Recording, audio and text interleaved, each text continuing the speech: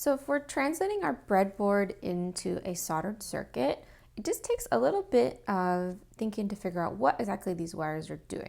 So I have two LEDs in parallel in my breadboard and I want to translate it. Well, that first LED is pretty easy to think about. We just have an LED. We send the short leg to the digital pin, the long leg to ground.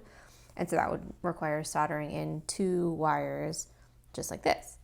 So, but then what happens if we want to connect in the second LED?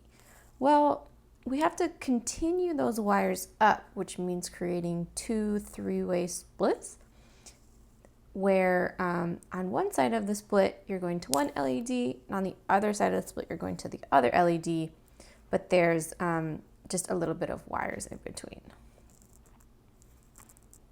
So you solder the second one like that. So what that might look like on a project is first you send up one wire, which is the digital pin wire, and you connect it into the two LEDs like this. So you notice that one connection is a three-way and then the other one is just a single connection. And we can send the ground wire up in the exact same way. So one three-way connection to the first LED and one just regular single connection. If we have a button in the handle of our project, that is a little bit more complicated just because we have a few things that we have to connect in. So I've drawn this little square that represents a resistor that goes to ground.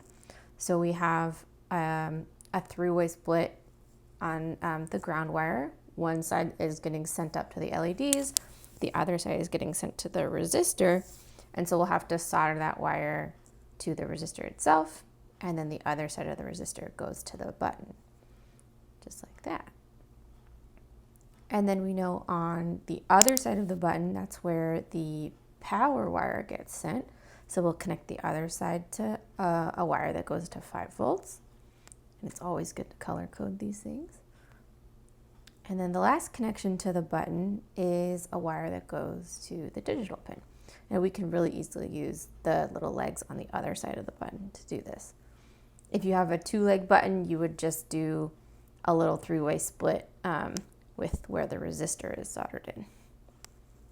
So just like that.